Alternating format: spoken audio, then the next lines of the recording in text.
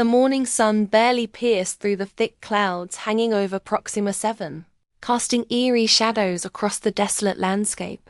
Staff Sergeant Jonathan Rena squinted through the gloom, his weathered hands gripping his rifle as he watched. The horizon. Another day on this cursed rock, he thought, wiping sweat from his brow despite the cool air. Sergeant! Private Williams called out, his voice cracking with excitement. There's something coming through the clouds. Jonathan turned his attention skyward, his trained eyes immediately spotting the sleek shape descending through the perpetual haze. The alien shuttle moved with impossible grace, its polished silver hull catching what little sunlight managed to break through the atmospheric soup that surrounded their world. Well, I'll be damned, Jonathan muttered, planting his feet firmly on the dusty ground. He crossed his muscular arms over his broad chest, his desert-colored combat armor creaking slightly with the movement. The fabric was stained with the reddish dust that seemed to coat everything on this godforsaken planet. Lieutenant Parker jogged up beside him, breathing heavily. Sir? HQ just confirmed it. That's our ... support team. Jonathan's jaw tightened as he watched the elegant vessel approach their crude landing pad. Support team? He shook his head in disbelief. After 6 months of radio silence, Command finally remembers we exist. And this is what they send us. The shuttle touched down with barely a whisper, its advanced technology making their own equipment look like stone tools. Small clouds of red dust swirled up from the surface, dancing in the weak sunlight before settling back down on the barren ground. Here comes our morale boost, Jonathan said with bitter sarcasm, his voice carrying across the landing area. Command must think we're getting pretty desperate if they're sending us alien babysitters. The 30 men of Fireteam Vanguard had already begun forming a loose semicircle around the landing pad. These were Earth's finest soldiers, elite special operations, troops who had volunteered for this isolated posting. Their armor told the story of their time here, caked with dust, scratched from countless patrols and bearing the weary marks of soldiers who had been forgotten by the very people who sent them.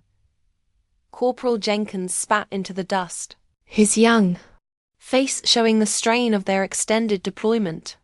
Maybe they're bringing us real food instead of those protein bars that taste like cardboard. Or maybe they're here to tell us we're finally going home, added Private Rodriguez, hope creeping into his voice. Jonathan remained silent, his instincts telling him this was something else entirely. In his 15 years of military service, he had learned to trust his gut. And right now, his gut was telling him that whatever was about to emerge from that shuttle would complicate their lives in ways they couldn't imagine. The shuttle's door opened with a soft hiss, the sound cutting through the quiet morning air like a blade. White light spilled out from the interior, creating a stark contrast against the dim, dusty landscape.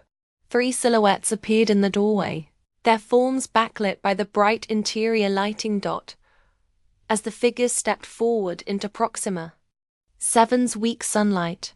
A collective intake of breath rippled through the assembled soldiers. These weren't the gruff military personnel or stern-faced officials they had expected. These were something entirely different. The aliens were unmistakably female in their basic form, but everything else about them was otherworldly. Each stood slightly taller than most human women, their bodies lean and graceful.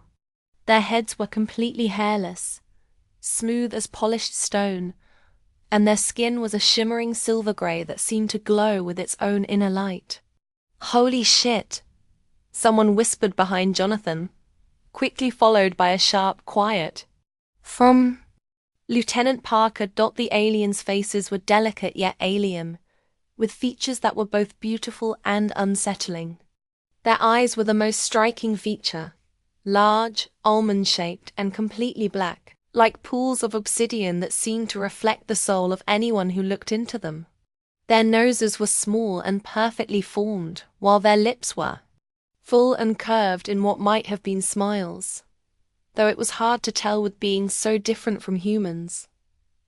The central figure wore a form-fitting jumpsuit in light gray that seemed to flow like liquid over her graceful form.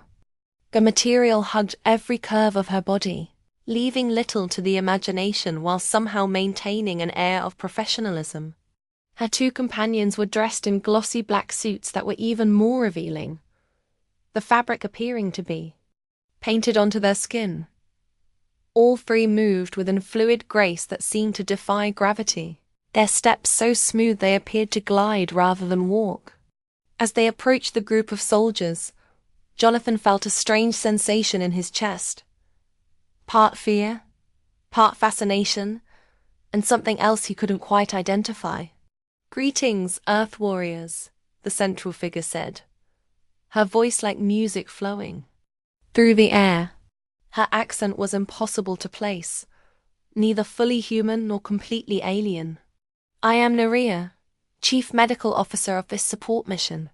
She gestured elegantly to her companions, who performed a greeting that involved a distinctly sensual swaying of their hips. The movement was so fluid and hypnotic that several soldiers cleared their throats awkwardly, trying to maintain their military composure. "These are my associates," Narrated continued, seemingly unaware of the effect her companion's greeting had on the men. "LRA and Talia, we have traveled far to assist you in your important mission here." Jonathan stepped forward, his military training overriding his surprise. "Staff Sergeant Jonathan Rena," he announced in his most professional voice. "Commanding Officer of Fire Team Vanguard. Welcome to Proxima 7, though I'm not sure what you'll make of our little home away from home." Naria's obsidian eyes studied him with an intensity that made him uncomfortable. It felt as though she was looking right through him, seeing things he preferred to keep hidden. "The Galactic Council has been monitoring your extended deployment," she said smoothly. "They have determined that human males require certain support services to maintain optimal performance levels during long-term isolation missions." Behind him, Jonathan heard Corporal Jenkins make a sound that was half snort, half laugh, quickly disguised as a cough. The sergeant's jaw tightened with embarrassment and irritation. "You think a few pretty alien girls in tight suits are going to boost our combat morale?" he asked, his voice carrying a sharp edge. "No offense, ma'am, but we're soldiers, not teenagers at a dance." A mysterious smile played across Naria's silver lips, and for a moment, Jonathan caught a glimpse of something deeper in her expression. Intelligence, purpose, and perhaps just a hint of amusement at his assumption. "My mission is to take care of you, Sergeant," she said, her voice carrying a weight that made it clear this was no joke. "All of you. And believe me when I say that my people, the Lumiari, are experts in xenobiology and psychological welfare." Her gaze traveled over the assembled men, studying each face with clinical precision. "We have worked with 17 different species across the Galactic Alliance. We understand what humans need to remain effective, perhaps better than you understand yourselves." Something in her tone made Jonathan's combat instincts flare to life. This wasn't just a simple medical mission. There was more here than met the eye, a deeper purpose behind these unexpected visitors that he couldn't yet grasp. "With all due respect, ma'am," he said carefully, "we've managed just fine without babysitters for 6 months. My men are professionals." "And yet," Naria countered smoothly, "your unit's combat efficiency has decreased by 17% in the last 60 days. Sleep patterns are disrupted, aggression levels are elevated, and overall morale has reached what your own military manuals would classify as critically low." The accuracy of her assessment hit Jonathan like a physical blow. How could she know such specific details about his unit's performance? More importantly, who had been watching them closely enough to gather such data?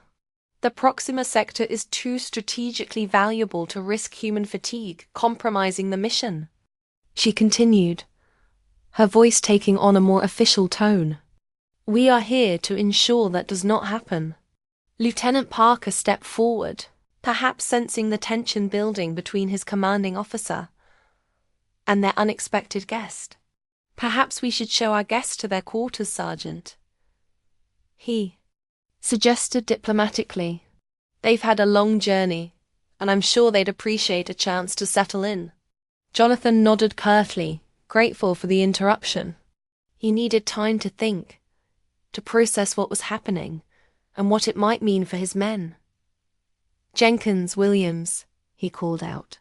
Escort our visitors to the auxiliary quarters in Section C. Make sure they have everything they need. The two soldiers stepped forward eagerly, clearly happy to have an excuse to spend more time near the alien women. Follow us, ladies, Jenkins said with a grin. We'll give you the grand tour of our little palace. The rest of you back to your posts, Jonathan ordered, his voice carrying the authority of a man who had led soldiers through countless dangerous situations. We still have a job to do here. The rest of you back to your posts, Jonathan ordered, his voice carrying the authority of a man who had led soldiers through countless dangerous situations. We still have a job to do here. As the men began to disperse, returning to their various duties with considerably more energy than they had shown in weeks, Naria stepped closer to Jonathan. Close enough that he could detect a faint, sweet scent unlike anything he had encountered before. It was pleasant and somehow familiar, though he couldn't place where he might have smelled it. I look forward to our cooperation, Sergeant Rena, she said, her black eyes holding his with an intensity that made his pulse quicken. I believe we have much to learn from each other during our time together. Jonathan forced himself to maintain his professional composure, though something about her nearness made that difficult. I'm not here to learn, ma'am, he replied firmly. I'm here to keep my men alive and complete our mission until our rotation ends. Her smile deepened, and for a moment, he thought he saw genuine warmth in those alien features. Then our goals are perfectly aligned, she said. The safety and well-being of your men is exactly why we're here. She turned to follow Jenkins and Williams, but paused to add over her shoulder. By the way, Sergeant, your left shoulder shows signs of recent trauma and ongoing inflammation. I'd like to examine it tomorrow morning at 0800 hours. Untreated injuries can become serious problems in isolated environments like this. Jonathan stared after her, deeply unsettled by her observation. The shoulder injury was minor, recent, and something he had told absolutely no one about. He had pulled it during a patrol 3 days ago, and had been managing the pain with basic field medicine. How could she possibly know about it? As the 3 alien women glided away across the compound, their movements fluid and hypnotic, Lieutenant Parker leaned in close to his commanding officer. Well, Sergeant, he said quietly, that's certainly not standard military protocol. Nothing about this situation is standard, Jonathan replied, his eyes still following Neria's retreating form. And I've learned not to trust surprises, especially ones that come from alien officials. Parker chuckled softly. Come on, Sarge, they're just nurses, medical personnel. What's the worst that could happen? Jonathan turned to face his second-in-command, his expression serious. Are they? He asked. Just nurses, I mean. Because something about this doesn't add up. He gestured toward the shuttle, which was already beginning its departure sequence. Think about it, Parker. The Galactic Council sends 3 alien medical officers to support 30 soldiers on a remote outpost. They know specific details about our performance metrics. They arrive without warning and immediately start making observations about our personal health issues. Parker's expression grew more thoughtful. When you put it like that, exactly, Jonathan said. Keep an eye on them. I want to know what they're really doing here, and I want to know why the council thinks we need their particular brand of help. You think they're spies? I think they're something more than they appear to be, Jonathan replied carefully. And until I know what that something is, I'm treating this as a potential security situation. Evening reflections later that evening, Jonathan stood alone in his quarters, staring out through the reinforced viewport at the alien landscape that had become his temporary home. The view never failed to remind him of just how far from Earth they really were. Twin mountain ranges stretched across the horizon, their jagged peaks disappearing into the perpetual haze that shrouded the planet's surface. The rocks were a deep red color, almost like dried blood, and the sparse vegetation that managed to survive in this harsh environment was a sickly yellow-green that hurt the eyes. The outpost had been established 18 months ago as a forward operating base after humanity's expansion into the Proxima system had encountered unexpected resistance. The indigenous Scythian raiders had proven to be more organized and dangerous than initial surveys had suggested, turning what should have been a routine colonization effort into a prolonged military campaign. 30 elite soldiers to hold a strategic position on a hostile world. It had seemed like a straightforward assignment when they first received their orders. Establish a presence, gather intelligence, and maintain control of the region until reinforcements could arrive. Simple enough in theory, but months of isolation, constant vigilance, and the gradual realization that reinforcements might never come had taken their toll on every member of the unit. Jonathan had watched his men slowly change, becoming more withdrawn, more aggressive, and less cohesive as a fighting force. The statistics Naria had quoted were probably accurate, though he hated to admit it. A soft chime announced a visitor at his door, interrupting his brooding thoughts. "Enter," he called, turning away from the viewport. The door slid open to reveal Naria, now dressed in a simpler white medical uniform that somehow managed to be even more flattering than her earlier jumpsuit. The fabric was clearly designed for practicality, but on her alien form, it looked like haute couture. "I hope I'm not disturbing you, Sergeant," she said, stepping into his quarters without waiting for an invitation. "I know it's late, but I wanted to speak with you privately."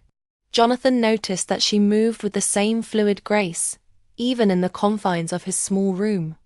"It's late, Officer Naria," he replied, keeping his voice neutral. "Is there something urgent?" "Just Naria, please," she said with a smile that seemed genuinely warm. "And yes, there is something urgent, though. Perhaps not in the way you might expect." She moved to the center of his sparse quarters, her obsidian eyes taking in every detail of his living space. The room was strictly functional. A narrow bed, a small desk, a few personal items, and not much else. It was the quarters of a soldier who had learned to live with only the essentials. "I've spent the afternoon reviewing your men's medical files," she continued, her voice taking on a more professional tone. "Humans are remarkably resilient creatures, but even resilience has its limits. Your unit is approaching those limits." Jonathan crossed his arms, his posture defensive. "Is there something specific you needed to discuss? Or is this just a general medical consultation?" "Direct questions deserve direct answers," Naria replied, seeming to approve of his approach. "I appreciate that quality in a leader." She approached his desk, running one slender finger along its edge as she spoke. "I wanted to address your concerns about our presence here. You don't trust us, and that's creating tension that could undermine our mission." "I don't know you," Jonathan said simply. "Trust has to be earned." "Fair enough," she acknowledged. "But I hope you'll give us the opportunity to earn it." She turned to face him fully, and for a moment, they simply studied each other in silence. Jonathan found himself noticing details he had missed during their earlier encounter. The subtle patterns that seemed to shift and flow beneath her silver skin, like living tattoos that moved with her pulse. The intelligence in those alien eyes that suggested a mind far more complex than he had initially realized. The Lumiari have served as medical and psychological support for 17 different species across the Galactic Alliance, she said finally. We've learned to adapt our methods to the specific needs of various physiologies and cultures. It's what makes us uniquely qualified for missions like this. And what exactly do you think we need? Jonathan asked, genuinely curious despite his suspicions. Naria's expression softened, and for a moment, she looked almost human in her concern. Connection, Sergeant Rena. Humans are fundamentally social creatures who suffer profound psychological damage when isolated from their communities for extended periods. She began to pace slowly around his small room, her movements graceful and hypnotic. 6 months on this outpost with no rotation, minimal communication with Earth, and constant vigilance against Scythian raids has taken a toll on every member of your unit. The signs are clear to anyone trained to recognize them. My men are professionals, Jonathan said, though he knew she was right. Your men are human, she replied gently. As are you. And humans have needs that go beyond simple survival. For a moment, the air between them seemed charged with something more than just professional discussion. Jonathan felt drawn to her in a way that had nothing to do with her alien beauty, and everything to do with the genuine care he heard in her voice. Why 3 of you for 30 men? He asked, changing the subject to something safer. A slight smile curved her lips. Quality over quantity, Sergeant. We're very good at what we do. And what exactly is that? Healing, she said simply. In all its forms. Physical, emotional, psychological. We help species remember what it means to be alive instead of just surviving. She moved toward the door, then paused as if remembering something. Rest well, Sergeant. Tomorrow will be ... illuminating. After she left, Jonathan sat heavily on his narrow bunk, more troubled by the encounter than he cared to admit. There was something about Naria that didn't fit his expectations of a simple military nurse or morale officer. Behind her confident exterior and professional demeanor lay depths he couldn't yet fathom. Whatever game the Galactic Council was playing by sending these 3 alien women to his outpost, Jonathan was determined to figure it out before it put his men in danger. Because in his experience, unexpected gifts from alien officials always came with prices that weren't immediately apparent. And despite his better judgment, he was beginning to care what happened to the mysterious woman he seemed to see straight through all his carefully constructed defenses. Cultural exchange the next evening. Jonathan stepped into the mess hall and stopped dead in his tracks. The utilitarian space had been completely transformed into something that belonged in a high-end restaurant, rather than a military outpost.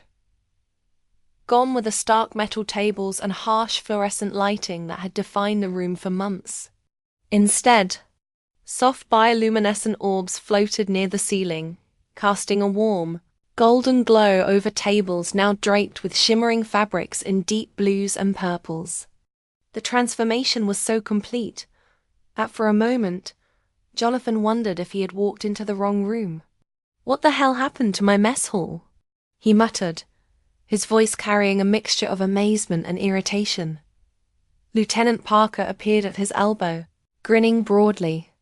The aliens call it a cultural exchange evening, he explained, clearly enjoying his commanding officer's reaction. Apparently, they've prepared some traditional Lumiari cuisine for us to try. Jonathan looked around the transformed space, noting how his men were already gathering with expressions that ranged from healthy skepticism to undisguised curiosity. The usual rigid military formation had been abandoned as they clustered around the elegant setup, talking in low, excited voices. At the center of it all stood the 3 Lumiari women, each wearing what appeared to be ceremonial attire that was even more striking than their previous outfits. The flowing garments seemed to shift between solid and translucent as they moved, creating an almost hypnotic effect in the soft lighting. Naria, resplendent in a silver-blue ensemble that complemented her skin tone perfectly, directed her companions as they arranged exotic-looking dishes on the serving table. Every movement was precise and graceful, like a carefully choreographed dance. "Sergeant Rena," she called out, noticing his arrival. "I hope you don't mind our small adjustments to your facility. Everything is temporary, of course, and we'll restore it to its original state tomorrow." Jonathan approached the serving area, his trained eye automatically cataloging potential threats, even as he was impressed by the transformation. "This wasn't cleared with me," he said, though his tone was more curious than accusatory. "Lieutenant Parker approved it," Naria replied, smoothly, gesturing toward his second-in-command. "He understood the importance of cultural exchange for building trust between our species." Jonathan shot Parker a look that promised a lengthy conversation later. "And what exactly are you serving my men?" he asked, examining the strange foods. With professional suspicion. The dishes were unlike anything he had ever seen. Some glowed with their own inner light. Others seemed to shift and change color as he watched. One bowl contained what looked like luminescent blue spheres suspended in a clear liquid that sparkled like stars. Naria lifted one of the spheres with a delicate utensil that appeared to be made of the same material as her ceremonial garments. "These are essence globes," she explained, holding it up to the light. "They're considered a great delicacy on our homeworld and contain concentrated nutrients, specifically calibrated for human physiology." She offered the utensil to him, her black eyes holding his with an intensity that made his pulse quicken. "They also have a unique property. They taste like whatever you most desire. Whatever food holds the strongest positive associations in your memory." Jonathan stared at the glowing sphere with deep suspicion. "You expect me to believe you've created food that can read minds?" A musical laugh escaped her lips, the sound like wind chimes in a gentle breeze. "Not mind reading, Sergeant. The compounds in the essence globes interact with your olfactory receptors and taste buds to stimulate specific areas of your brain's pleasure centers." Her obsidian eyes held his steadily. "The process is perfectly safe. You've been studying human biology and psychology for decades, refining our understanding of what your species needs to thrive." "That's what concerns me," Jonathan replied quietly, though he found himself fascinated despite his reservations. Around them, the other soldiers were already being served by LRA and Talia, whose graceful movements seemed almost choreographed. As they glided between the tables, the men's initial hesitation was quickly giving way to surprise and delight as they sampled the alien cuisine. "Holy shit, Sarge," Corporal Jenkins called out, his voice filled with wonder. "This stuff tastes exactly like my grandmother's apple pie. I mean, exactly, right down to the cinnamon, and the way she always burned the edges just a little bit." "Rye-bye. Steak, medium rare, with garlic butter," Private Rodriguez announced with amazement. "How is that even possible? It's like they reached into my brain and pulled out my favorite meal." The room quickly filled with similar exclamations as each man experienced his own perfect culinary memory. Some laughed with delight, others grew quiet with emotion as they were transported back to happier times and places. Naria still held the glowing sphere before Jonathan, her expression patient but expectant. "Your men trust me," she said softly. Perhaps their commanding officer might consider extending the same courtesy. Something in her gentle challenge stirred his pride. Jonathan had never been one to ask his men to do anything he wouldn't do himself. He took the utensil from her hand, their fingers brushing momentarily as he did so. A subtle current seemed to pass between them at the contact, something that made his skin tingle and his heart rate increase. He tried to ignore the sensation. As he placed the sphere in his mouth, the effect was immediate and overwhelming. The taste of fresh peaches, sun-warmed and perfectly ripe, flooded his senses. But these weren't just any peaches. They were the exact taste of the fruit from his family's orchard in Georgia, the ones he had eaten as a child on long summer afternoons when the world seemed full of infinite possibility. The memory was so vivid, so precisely matched to his recollection, that for a moment he was no longer standing in an alien mess hall on a distant planet. He was 8 years old again, sitting in the shade of his grandfather's favorite tree, juice running down his chin as he bit into the sweetest peach he had ever tasted. Impressive, he admitted, unable to hide his surprise or the emotion that the memory had stirred. How did you know? Naria's expression softened with genuine pleasure at his reaction. We Lumiari believe that sharing food creates bonds that transcend species barriers, she explained. This is how we begin to truly understand each other, not through words alone, but through the experiences that shape who we are. As the evening progressed, the atmosphere in the mess hall continued to relax in ways Jonathan hadn't seen since their deployment began. The men laughed freely, shared stories of home, and engaged in animated conversations with their alien guests. Even the most reserved soldiers seemed to open up as they described the tastes they were experiencing. Jonathan found himself drawn into conversation with Naria, who listened with genuine fascination as he explained Earth's diverse culinary traditions. She asked thoughtful questions about regional differences, family recipes, and the cultural significance of various foods. Your species is remarkably varied, she observed at one point. So many different cultures, languages, and traditions. Yet somehow you maintain cohesion as a single people. We have our differences, Jonathan admitted. Sometimes pretty serious ones. But when it really matters, when we face threats from outside, humans have a way of standing together. An admirable trait, Naria said, her voice carrying a note of respect. One that the Galactic Council values greatly in your species. Something in her tone caught his attention, setting off the same internal alarms that had been ringing since her arrival. Is that why we're really out here? He asked carefully. Because the Council values human unity? Before she could answer, Corporal Jenkins stumbled against their table, his movements unusually clumsy for a soldier of his training and experience. Sorry, Sarge, he slurred, blinking rapidly. I'm feeling a bit strange. Jonathan's attention immediately shifted to his men, his protective instincts flaring to life. Now that he was looking for it, he could see that several other soldiers were showing similar symptoms. Flushed faces, dilated pupils, uncoordinated movements, and a general air of pleasant confusion. Professional alarm bells began ringing in. His mind as he rose to his feet. What exactly is in this food? He demanded, his voice carrying the authority of a commanding officer who expected immediate answers. Naria remained perfectly calm, her expression unchanged by his sudden intensity. A mild euphoric effect is normal with first exposure to Lumiari cuisine, she explained matter-of-factly. The sensation will pass within an hour or two.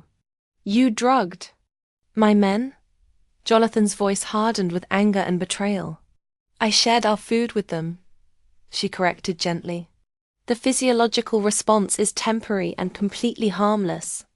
Think of it as similar to your alcohol, but without any of the negative after effects or impairment of judgment. Looking around the room, Jonathan had to admit that the affected soldiers weren't displaying any signs of distress. They were simply more relaxed and happy than he had seen them in months. Some were laughing more freely than they had since their deployment began, while others seemed content to simply enjoy the pleasant sensations. You should have warned me, he said, the tension evident in his stance and voice. Naria stepped closer, her voice dropping to a more intimate level. Would you have approved if I had been completely honest about the effects? The question hung in the air between them like a challenge.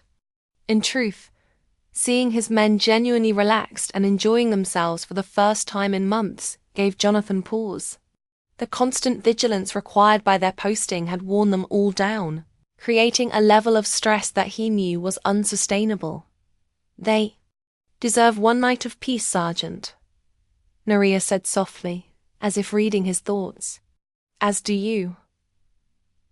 Their eyes locked, and Jonathan felt that same undeniable pull toward her that he had experienced before. It was something beyond simple physical attraction, a connection that seemed to bypass his rational mind and speak directly to something deeper. The silver patterns beneath her skin seemed to pulse in rhythm with his heartbeat, and for a moment, he felt as though he could see straight into her alien soul. There was warmth there, and intelligence, and something that might have been genuine care for him and his men. "What are you really doing here, Naria?" he asked, his voice barely above a whisper. She leaned closer, her exotic scent enveloping him like a warm embrace. "Saving you," she murmured, her breath warm against his ear. "All of you." The words sent a shiver down his spine, though he couldn't tell whether it was from fear or anticipation. Before he could question her further, Lieutenant Parker approached. Their table, his expression unusually relaxed and cheerful. "Sergeant," he said with a broad grin, "you've absolutely got to try these glowing purple things. They taste exactly like the bourbon my grandfather used to make back in Kentucky. I haven't thought about that in years." The moment broken, Maria stepped back.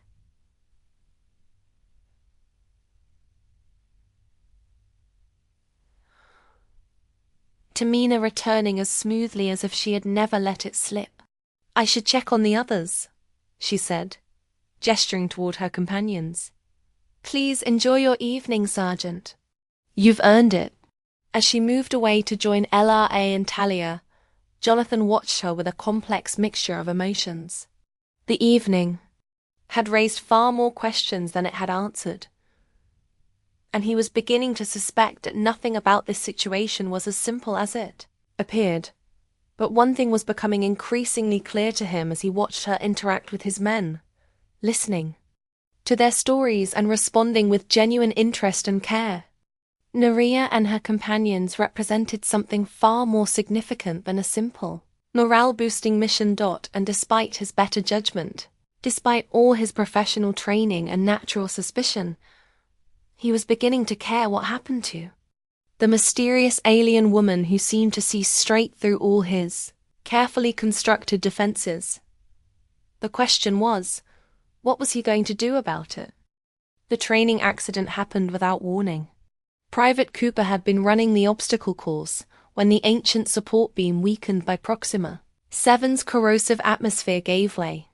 The massive metal strut crashed down, pinning him beneath its weight. His screams echoed across the training yard. Jonathan reached him first, assessing the damage with a soldier's practiced eye. The beam had crushed Cooper's right leg, blood pooling beneath him at an alarming rate. "Medic!" Jonathan shouted, applying pressure to stem the bleeding.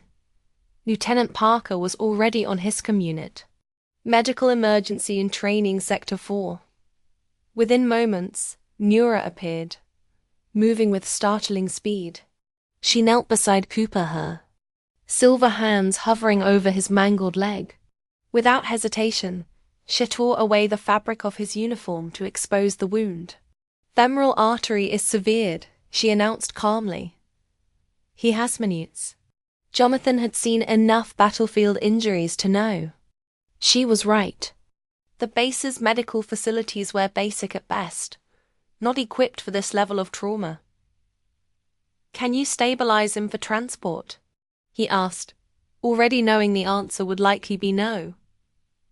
Instead of responding, Nia placed her palms directly on the wound. Her silver skin began to glow with an inner light, pulsing in rhythm with Cooper's heartbeat. The soldiers gathered around fell silent, watching in astonishment as the bleeding slowed, then stopped entirely. "What the hell?" Jonathan whispered. Na's obsidian eyes had taken on the same luminescent quality as her skin. "Help me move the beam," she instructed, her voice resonating with unusual depth. 4 men lifted the metal strip while Naria continued her strange ministration. As the pressure released, everyone expected another gush of blood, but none came. Instead, they watched in stunned silence as the shattered bone began to realign beneath Cooper's skin. "This is beyond any medical tech I've ever seen," Parker murmured beside Jonathan. Cooper's eyes fluttered open, his expression shifting from agony to confusion to wonder. "The pain. It's gone," he gasped. Naria finally removed her hands, the glow fading from her skin. Where a catastrophic injury had been moments before, only a faint pink scar remained. "You will need rest," she told Cooper, her voice returning to normal. "The cellular reconstruction raised significant energy from your body." As 2 soldiers helped Cooper to his feet, standing on a leg that by all rights should have been amputated, Jonathan stared at Naria with new understanding. This was no ordinary medical officer. "My office now," Hess said quietly. The encrypted transmission from Earth Command had arrived just minutes after they'd returned to their base proper. Jonathan sat behind his desk, reading the contents for the 3rd time as Naria waited silently across from him. "You knew," he said finally, looking up at her. "You knew the Scythians were planning a major offensive." She inclined her head slightly. "That is part of why we were sent." "Yes. Why wasn't I informed?" His voice carried an edge of controlled anger. "Because human pride is as remarkable as human courage," she replied evenly. "Would you have accepted our help if you knew the full scale of the threat?" Jonathan leaned back, studying her. "What I just saw with Cooper, that's not standard medical technology." "No." Her obsidian eyes held his. "The Luminari are not merely nurses, Sergeant. We are symbiotes. Our physiology allows us to temporarily bond with other species, channeling our regenerative abilities into them. And that's why you're here, to patch us up when we get hit." A faint smile curved her lips. "That is one function, yes, but there is more." She gestured to the transmission. "Your orders explain Therist." Jonathan glanced back at the screen, still processing the implications of what he'd read. The Scythians were massing for an unprecedented attack, one that the 30 men of Fireteam Vanguard couldn't possibly repel alone. Reinforcements were weeks away, and the Luminari were their only hope. "It says here that your people can enhance human performance through physical contact." He met her gaze directly. "Intimate contact. Our biochemistry can temporarily boost human strength, speed, endurance, and healing," she confirmed without embarrassment. "The more complete the physical connection, the more profound the enhancement." The clinical way she described it couldn't mask the implications. Jonathan felt heat rise to his face despite his military discipline. "So, the Galactic Council sent you 3 to sleep with my men to make them better soldiers." The absurdity of it almost made him laugh. "The Council sent us to ensure humanity's foothold in this sector survives." Naria corrected. "Your species is vital to the Alliance. Your adaptability, your courage, these are qualities the galaxy needs." She rose from her chair and moved around the desk to stand before him, her silver skin catching the light. "This is no exploitation, Jonathan. For my people, the sharing of energy is sacred. We choose to do this." The use of his first name didn't escape his notice, nor did the way she looked at him. Not as a subject or a mission, but as a man. "And what do your people get from this arrangement?" he asked, suddenly aware of how close she stood. "Connection," she said simply. "The Luminari evolved as a symbiotic species. We need the bond as much as your men will need our gifts." Jonathan stood, bringing them face to face. "And you? What do you need, Naria?" Something flickered in those alien eyes. Vulnerability, desire. Or perhaps both. The same as you, she whispered. To not be alone in this vast universe. The distance between them vanished as Jonathan pulled her into his arms. Their lips met in a kiss that transcended size, tentative at first, then growing in intensity as ancient biological imperatives overrode cultural differences. Her skin felt warm against his, the strange patterns beneath pulsing in time with his racing heart. As their embrace deepened, Jonathan felt a surge of energy unlike anything he'd experienced before. Strength flowing into his muscles, clarity sharpening his mind. Every sense heightened to extraordinary levels. When they finally separated, both breathing heavily, Jonathan understood what the clinical language of his orders had failed to convey. This wasn't merely a tactical advantage. It was a communion between two sentient beings, each offering something the other needed. The Scythians will attack within days, Nerea said softly, her hand still resting against his chest. Your men must be prepared. They will be, Jonathan promised, knowing what was at stake, and what he was willing to do to protect not just his men, but this extraordinary woman who had entered his life, for the first time since arriving on this desolate planet. Staff Sergeant Jonathan Rena felt something beyond duty or determination. He felt hope. Jonathan stood before his assembled men in the base's briefing room, feeling their curious gazes. Private Cooper sat front and center, flexing his fully healed leg with an expression of lingering amazement. The room buzzed with speculation. Word of Cooper's miraculous recovery had spread quickly. Gentlemen, Jonathan began, his voice steady despite the unusual nature of what he was about to share. I've received new intelligence from Earth Command. The Scythian forces are massing for a major offensive against our position. Estimates suggest we'll face an attack force numbering in the hundreds within the next 72 hours. Tense silence fell over the room. 30 men against hundreds. The math wasn't favorable. Reinforcements? Lieutenant Parker asked from his position near the wall. 3 weeks out at minimum, Jonathan replied. We'll be on our own when they hit. Murmurs rippled through the assembled soldiers. They were elite fighters, but even the best trained forces had limits. That's the bad news, Jonathan continued. The good news is standing right behind me. He gestured to Naria and her 2 companions, who had entered silently and now stood at parade rest. After their encounter in his office the previous night, Jonathan found it difficult to maintain a purely professional demeanor around Nerea. The memory of her touch, the surge of energy that had flowed between them lingered in his body. As some of you witnessed with Private Cooper, our visitors possess medical capabilities beyond anything in our arsenal. But that's not all they bring to the table. He took a deep breath. The Luminary are symbioticings. Through physical contact with humans, they can temporarily enhance our strength, speed, reflexes, and healing abilities. The soldiers exchanged glances, some skeptical, others intrigued. How much enhancement are we talking about? Sarge Jenkins asked. Jonathan nodded to Nerea, who stepped forward.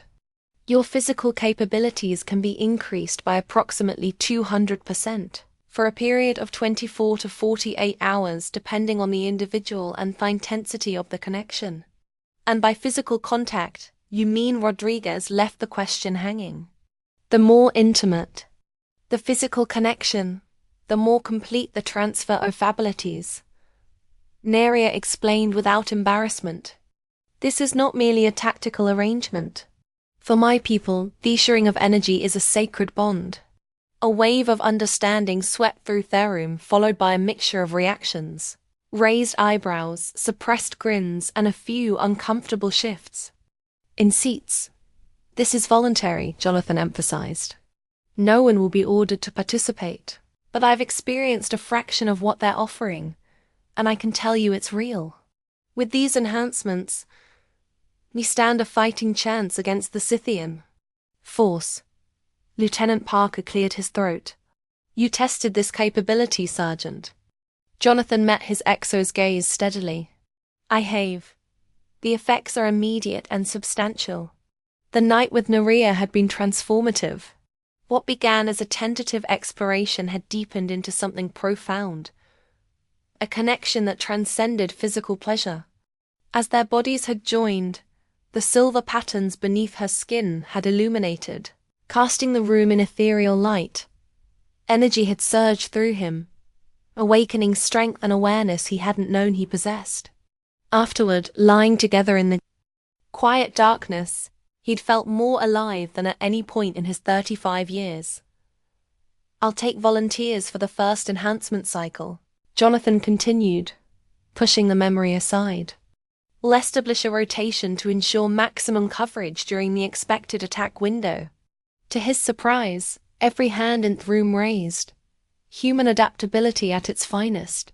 Faced with extinction, his men embraced the unconventional solution without hesitation. Well then, he said with a slight smile. Report to the medical bay for individual briefings. The Luminary will explain the process in more detail. As the men filed out, their earlier tension replaced by determined adipose, Jonathan caught Nora's eye. The connection between them resonated. Like a plucked string. They accepted this more readily than I anticipated, she said quietly when they were alone. Humans are pragmatic when survival is on the lean, Jonathan replied.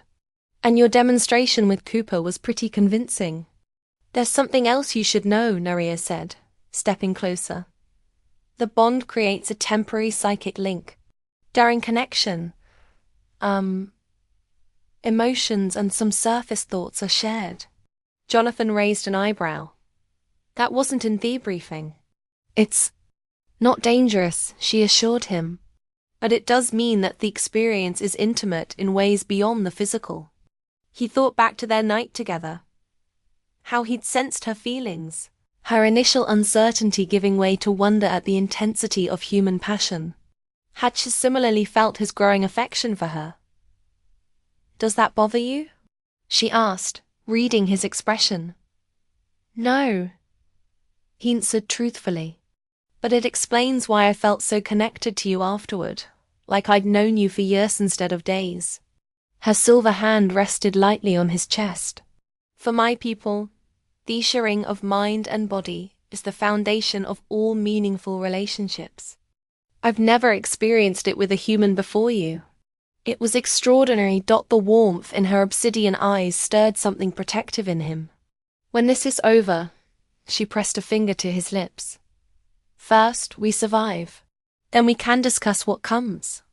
After, Jonathan nodded, knowing she was right. They had a battle to prepare for. Men are ready for combat. Yet, as she turned to leave, he caught her hand. Naria, last night wasn't just about enhancement for me. A smile curved her lips. Nor for me, Jonathan Rena. Nor for me. As she departed, to begin preparing his men, Jonathan felt a renewed sense of purpose. The coming battle would test them all. But for the first time since serving on this hostile world, he had something personal worth fighting for. A future that extended beyond duty and survival. And if there was one thing humans excelled at, it was fighting for their future. The base hummed with unprecedented energy as the enhancement process began. Jonathan had established a rotation system, dividing his 30 men into groups to ensure continuous combat readiness. What he hadn't anticipated were the cultural misunderstandings that emerged almost immediately. Sir, we have a situation, Lieutenant Parker reported, looking uncomfortable as he entered Jonathan's office. Some of them are hesitant about the procedure. Jonathan looked up from the tactical display he'd been studying. I thought everyone volunteered. They did, but there are concerns about the mechanics of it all. Parker shifted his weight. Private Rodriguez asked if the enhancement could be achieved through, and I quote, a quick handshake instead of the full package ideal. Despite the gravity of their situation, Jonathan couldn't suppress a smile. What did Nia tell him? That's part of the problem. The Luminari seemed confused by the question. To them, the intimate connection is completely natural, like breathing. They don't understand why some of the men are treating it as something awkward. Jonathan sighed. He should have anticipated this. Get everyone in the mess hall in 20 minutes. We need to address this head on. Let me be clear, Jonathan said, standing before his assembled unit and the 3 Luminari. What we're facing isn't a standard engagement, but it's survival. The enhancement process is our best chance at coming through this alive. He gestured to Naria, who stepped forward. The silver patterns beneath her skin seem more pronounced today, shifting like currents beneath the surface. I understand your hesitation, she said, her melodious voice carrying across the silent room. In your culture, physical intimacy carries significant emotional and social meaning. For the Luminari, the sharing of energy is different. It's how we communicate, heal, and strengthen those we consider allies. Ara, the more reserved of her companions, added, we don't view this as casual or meaningless. Each connection is unique and valued, but neither do we attach the same taboos to it that humans sometimes do. Jonathan watched his men processing this information. Some looked relieved, others still uncertain. There's something else you should know, Naria continued. During connection, a temporary psychic link forms. Surface emotions and some thoughts are shared. This creates a deeper understanding between partners. Private Pupa raised his hand. So, you'll know what we're thinking during the process. Talia, the youngest luminary, smiled warmly. Only surface thoughts, and we can teach you to maintain privacy. For deeper thoughts in the connection is meant to enhance, not intrude. Think of it as a combat bond, Jonathan suggested, drawing on military concepts his men would understand. Like the connection between soldiers who fought together, but accelerated and intensified. This analogy seemed to resonate. The tension in the room visibly decreased. Corporal Jenkins, always the joker of the unit, raised his hand. So, how many times can we get enhanced before the big fight? Asking for a friend. Laughter rippled through the room, breaking the remaining tension. Naria's obsidian eyes sparkled with amusement. The enhancement can be renewed as needed. Each connection builds upon the previous one, creating stronger effects. Which is why we've established the rotation schedule, Jonathan added. 3 enhancement cycles before the expected attack, ensuring everyone is at peak capability when the signs arrive. As the meeting dispersed, Jonathan noticed the men talking more easily with the Luminari, the initial awkwardness giving way to professional curiosity. Cultural barriers were breaking down in the face of their shared purpose. Later that evening, Jonathan found Naria in the observation dome, gazing up at Proxima 7's strange constellations. The enhancement cycles had begun, and already he could see differences in his men. Increased confidence, sharper reflexes, a certain vitality that hadn't been there before. Your plan is working, he said, joining her at the viewport. She turned to him, her silver skin catching the starlight. Your men are remarkable, Jonathan. Each connection is unique. They bring such intensity, such focus to the bond. That's humanity for you. When our backs are against the wall, we find reserves we didn't know we had. It's more than that, she said thoughtfully. Through the psychic link, I've glimpsed what drives them. Family, honor, duty, brotherhood. Such powerful motivations. Jonathan leaned against the railing. Any unexpected issues I should know about? A smile played across her lips. Private Rodriguez was concerned about performance anxiety. I assured him the enhancement process doesn't depend on human standards of prowess. Jonathan chuckled. And how did that go? Quite well, actually. Once he understood that the Lumideer measured success differently, he relaxed considerably. Her expression grew more serious. There is something unexpected, though. The enhancements are stronger than we anticipated with humans.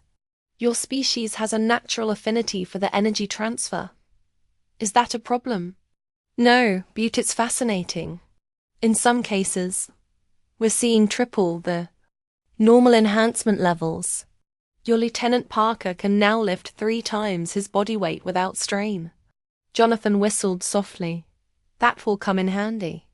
They stood in comfortable silence for a moment, watching the alien stars. The past 48 hours had transformed their relationship in ways Jonathan was still processing. Their night together had created a bond that transcended physical attraction. A genuine connection that deepened with each interaction. There's something I've been wondering, he said finally. Why did the council really send you? 3 Lumidori. The 30 men seems insufficient if enhancement was the primary goal. Naria turned to face him fully. You're right. We're actually a test case. If successful, more of my people will join human military units throughout contested space. So, we're an experiment. A proof of concept, she corrected gently. The council needed to know if humans and Lumidari could form effective bonds before committing more resources. Jonathan considered this.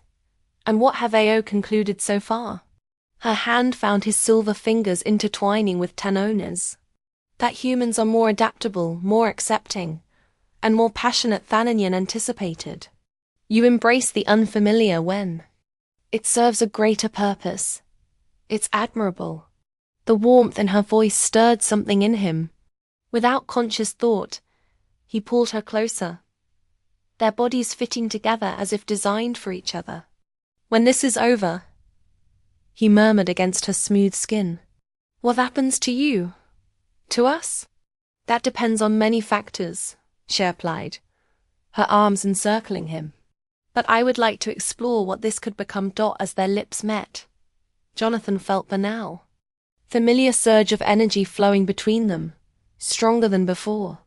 The silver patterns beneath her skin illuminated, casting them both in ethereal light. In that moment, the coming battle, their cultural differences, the uncertainty of their future, all of it faded against the simple truth of their connection. They had found something neither had expected on this distant world. A bridge between 2 vastly different species built on mutual respect, shared purpose, and growing affection. And perhaps, Jonathan thought as they deepened their embrace, that unexpected connection would prove as valuable as any tactical advantage in the days to come. The perimeter alarm blared at 0300 hours, jolting Jonathan from a deep sleep. Beside him, Naria was already alert. Dappertons beneath her silver skin pulsing with heightened intensity. Proximity sensors.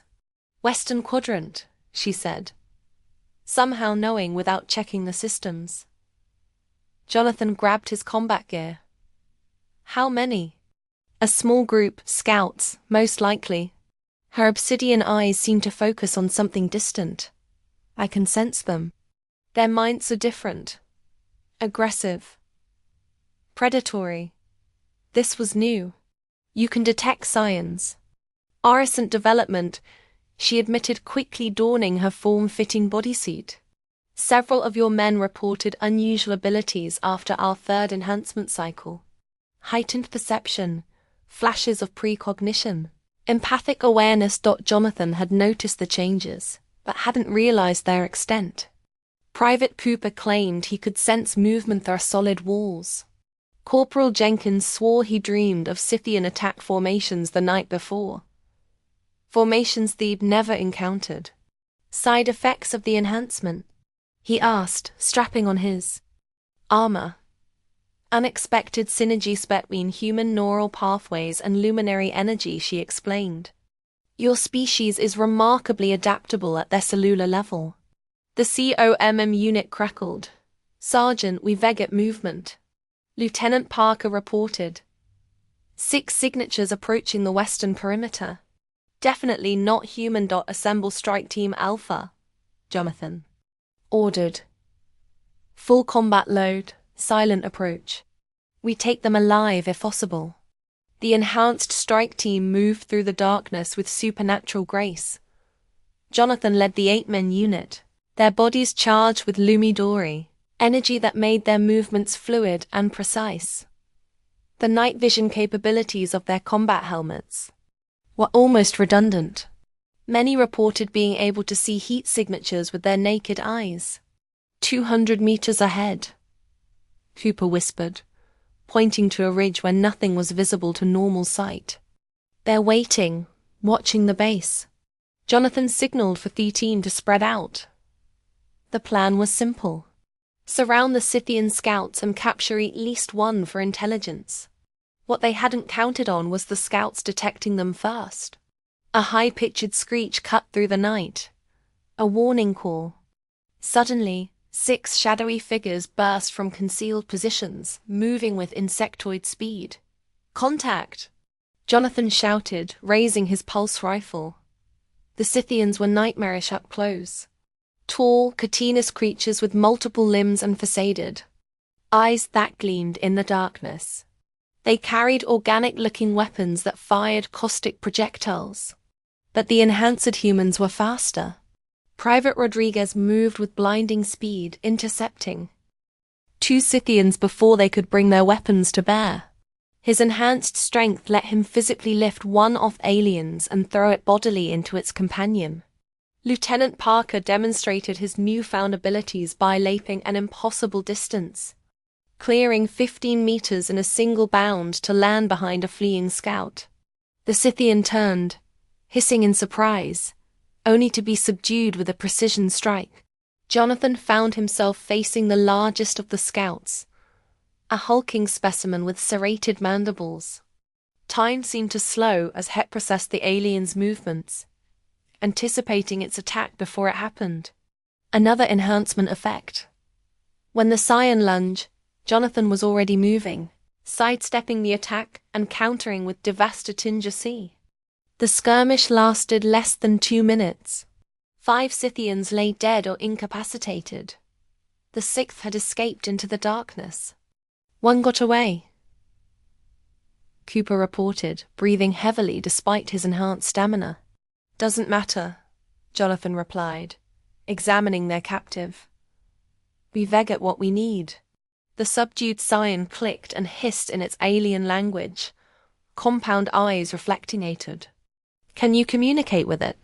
Jonathan asked Naria, who had joined them after the fighting ended. She approached cautiously, placing her silver palm against the creature's carapace. Her skin illuminated at their contact and she recoiled almost immediately. Their minds are chaotic. Hive-like, she said, visibly disturbed. But I gleaned something useful. The main force attacks at dawn. Not in 2 days as we expected. They know about US, about the luminary presence. Jonathan cursed under his breath. The escaped scout? No, they've been monitoring us since we arrived. That's why they accelerated their timeline. Her expression grew grave. There's more. They fear what we represent. Humans and Luminari working together. Their leadership sees it as an existential threat. They're right to be afraid, Jenkins said, examining his hands with wonder. Did you see what we just did? 6 of us took down 5. Of them without breaking the sweat. Jonathan nodded, a plan already forming. Get the prisoner secured. We'll need to prepare for a full-scale assault in less than 3 hours. Back at the base, the final preparations took on new urgency. The last enhancement cycle was completed in record time, with all 30 Menno at peak capability. The side effects had become more pronounced. Shared dreams between human Luminari pairs, flashes of tactical insight, and in some cases, The ability to communicate without speaking. In the command center, Jonathan reviewed the defensive plan with his officers. The western approach is their most likely vector. We'll concentrate our heaviest firepower there, with mobile teams ready to reinforce any secondary attacks. What about the Lumidari? Parker asked. They should remain in the secure bunker during the fighting.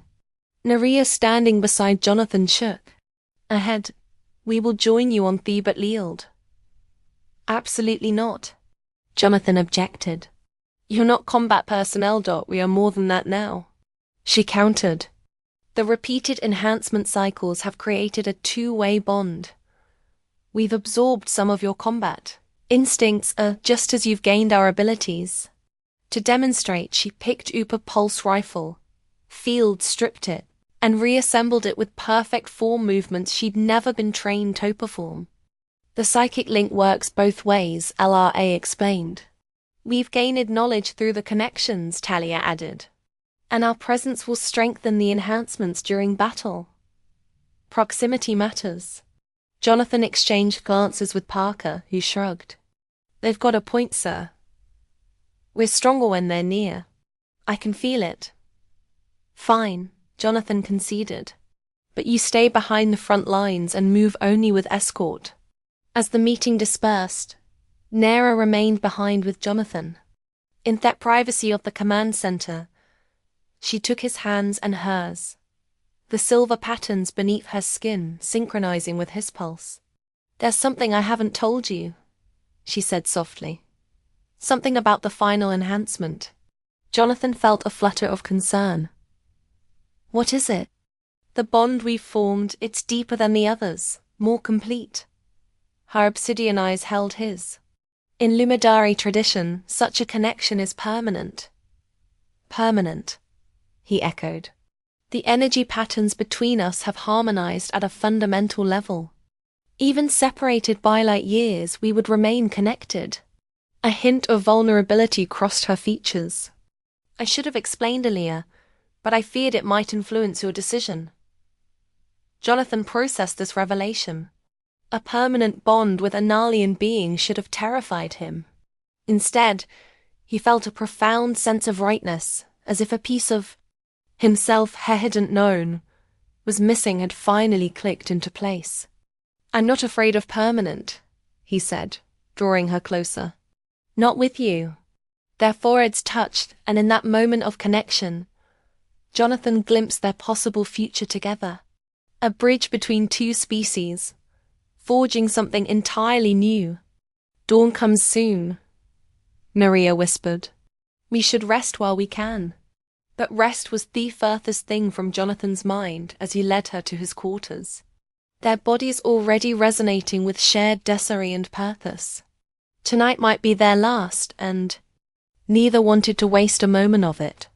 In the hours before battle, they reaffirmed their bond.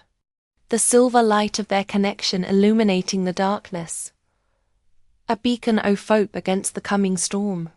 The Scythians attacked at first light, emerging from the crimson haze of Proxima 7's dawn. Like a nightmare made flesh. Hundreds of chitinous warriors swarmed across the western approach, their organic weapons spitting caustic projectiles that hissed and smoked wherever they struck. From his position at the command center, Jonathan watched the tactical display with calm focus. The enhancement had changed him, changed all of them. Where fear might once have clouded his judgment, now there was only crystalline clarity. There, using standard hive tactics, he observed main force from the west, smaller flanking units to the north and south. Lieutenant Parker nodded, just as Jenkins predicted in his dream vision. Jonathan activated the CUM system. All units execute defense pattern alpha. Remember your training and trust your enhancements. Across the battlefield, 30 enhanced humans moved with supernatural precision. Each soldier had been positioned according to the unique abilities that had manifested during their bonding with the Lumidori. Cooper and his squad, who had developed extrasensory perception, formed the reconnaissance element. detecting Scythian movements before they happened. Rodriguez led the rapid response team, using their enhanced speed to reinforce threatened sectors. The Lumidaret themselves had taken positions behind the front lines, each connected to their primary bonded partners. Naria stood with Jonathan, her silver skin pulsing with energy that flowed between them, strengthening their connection. They didn't expect this level of resistance, she said, sensing the Scion commander confusion through the strange empathic awareness they now shared. Their strategy assumed we would be overwhelmed by superior numbers. Jonathan smiled grimly. They've never faced enhanced humans before. On the western perimeter, Jenkins' Andis heavy weapons team demonstrated the full potential of their new abilities. Ammunition crates that would normally require 2 men to lift were handled effortlessly by single soldiers.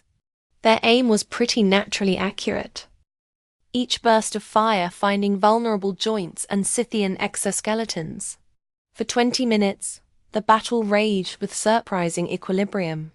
Despite being outnumbered 10-1, the enhanced humans held their ground, their coordination and abilities keeping the Scythians at bay. Then the tide turned, new signatures approaching from the east. Cooper reported over the come, larger than the others, some kind opholite units. Jonathan saw them on the tactical display. Massive Scythian warriors nearly twice the size of the standard drones, bearing heavy weapons that could breach the base's defenses. They kept their heavies in reserve, Parker said, his expression tightening. Smart move. Reposition squads 2 and 4 to the eastern perimeter, Jonathan ordered. We need to contain this new threat. As the battle shifted, Jonathan felt a sudden spike of alarm through his bond with Naria. Her obsidian eyes widened. Jonathan, they're targeting you specifically.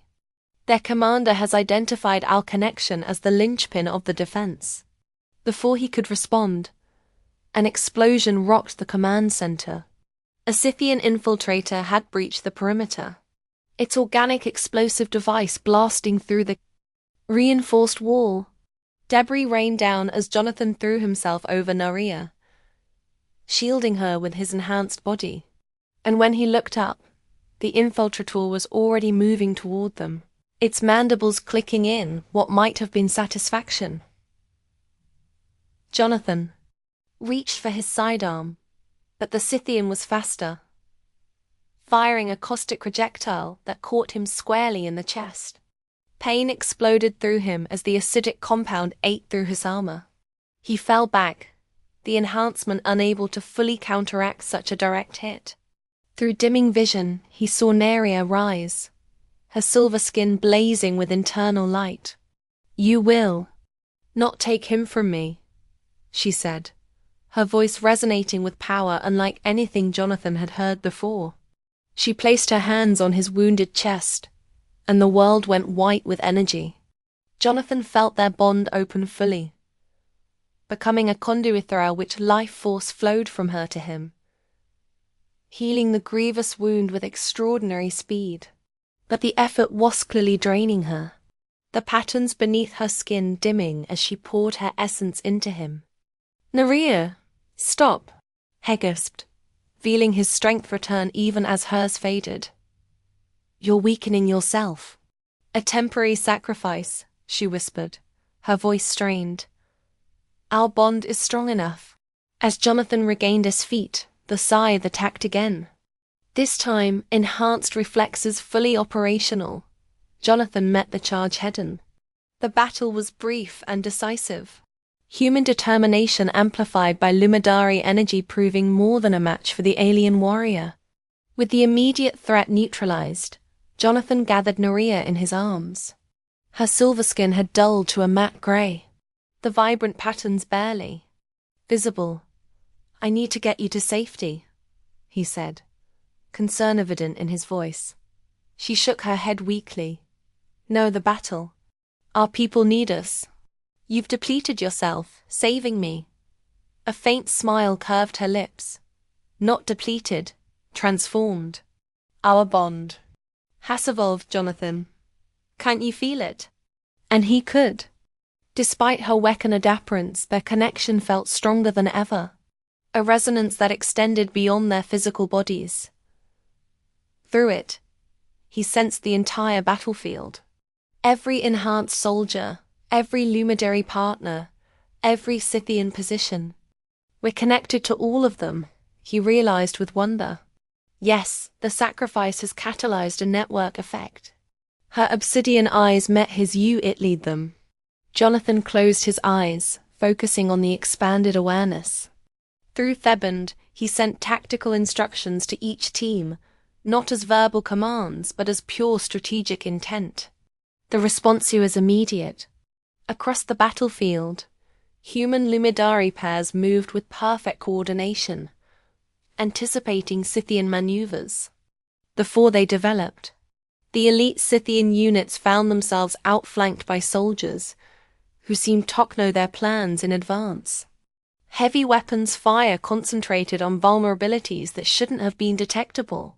Within minutes, the alien advance faltered, then broke entirely. By mid-morning, it was over. The Scythian force retreated in disarray, leaving hundreds of their fallen behind. Among 30 humans and 3 Luminary, not a single life had been lost, though many bore injuries that were already healing at accelerated rates. 3 days later, Jonathan stood with Noria on the landing pad, watching as the first reinforcement ships descended through Proxima 7's atmosphere. Her strength had fully returned, the silver patterns beneath her skin once again vibrant and flowing. "The Council is impressed," she said, reading the transmission that had arrived that morning. "Our experiment has exceeded all expectations." Jonathan chuckled. "Is that bureaucratic speak for humanity?" "Yeah." Her musical laughter joined his. "Essentially, yes. They're authorizing full deployment of Luminary medical teams to all human military outposts in contested space. Our peoples will forge a new kind of alliance, one based on mutual strength rather than mere cooperation." "And us?" he asked, taking a silver hand in his. "What does the Council say about that?" "They've approved my request for permanent assignment to Fire Team Vanguard." Her obsidian eyes sparkled with mischief, though I suspect they would have faced a diplomatic incident if they'd refused. "Your Earth Command was quite insistent that the architects of the Proxima 7 victory remain together." Jonathan pulled her close, marveling at how perfectly they fit together, despite their different origins. "Smart decision. I'd have gone AWOL to follow you across the galaxy if necessary."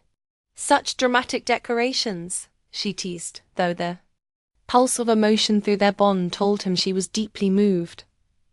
"Is that a human courtship ritual?" "Something like that," he admitted, "though I'm still learning how Luminary handled these matters."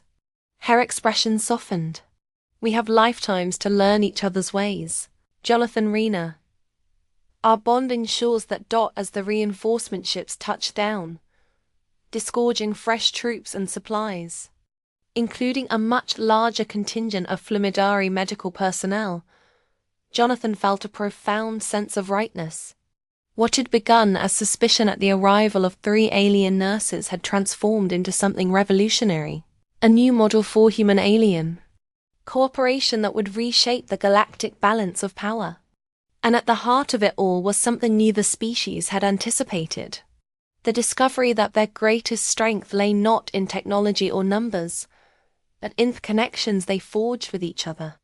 "You know," Jonathan said as they walked toward the landing ships, "when you first arrived and did that hip-swaying salute, I thought this was going to be a very different assignment." Neria's laughter echoed across the landing pad. "It was exactly the assignment you needed, Sergeant. You just didn't know it yet." He couldn't argue with that. None of them had known what they needed until these extraordinary women had shown them possibilities beyond imagination. And as the sun rose higher over Proxima 7, casting its red-gold light over humans and aliens working together in perfect harmony, Jonathan Rena knew with absolute certainty that this was just the beginning.